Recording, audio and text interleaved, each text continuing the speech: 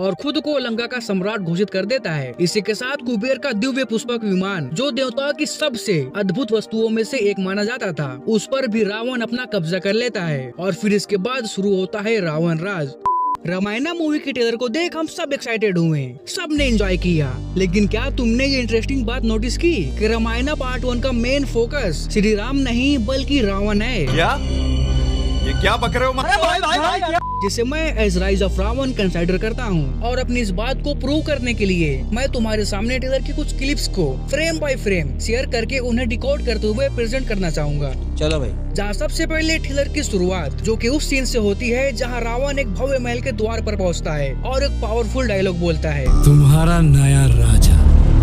फिर इसके बाद ये सीन, फिर ये और फिर ये। वैसे तो पहली नजर में ये किसी को भी रैंडम सीन लगेंगे, रैंडम विजुअल्स कि हाँ भाई हैं और चले गए, लेकिन असलियत में ये एक सीक्वेंस क्रिएट करते हैं, एक पैटर्न जिसे मैं राइज ऑफ रावण राज कहना चाहूंगा। जहाँ सबसे पहले ये सीन जो रावण की घंघोर तपस्या को डिस्क्राइब करता है, उसकी सालों की कठिन साधना जिसके जरिए वो ब्रह्मा जी को प्रसन्न करता है और ऐसे वरदान प्राप्त करता है जो उसे लगभग अजय बना देते हैं। और यही वो पल था जहाँ से एक सामान्य राक्षस की इतिहास के सबसे शक्तिशाली लंकापति बनने की जर्नी स्टार्ट होती है, जहां वरदान मिलते ही रावण सिर्फ शक्तिशाली नहीं बल्कि एक विजनरी कॉन्करर भी बन जाता है। अपनी सेना और अपनी शक्ति के दम पर वो अपने ही सौतेले भाई कुबेर को युद्ध में हरा देता है और लंका पर अधिकार जमा लेता है और खुद को लंका का सम्राट घोषित कर देता है। इसी के साथ कुबेर का दिव्य पुष्पक विमान, जो देवताओं की सबसे अद्भुत वस्तुओं में से एक माना जाता था, उस पर भी रावण अपना कब्जा कर लेता है। और फिर इसके बाद शुरू होता है रावण राज। सोने की लंका और भी समृद्ध होती है, उसका साम्राज्य तीनों लोकों में अपनी शक्ति का प्रभाव दिखाने लगता है। हर तरफ रावण का नाम और उसका डर फैलने लगता है।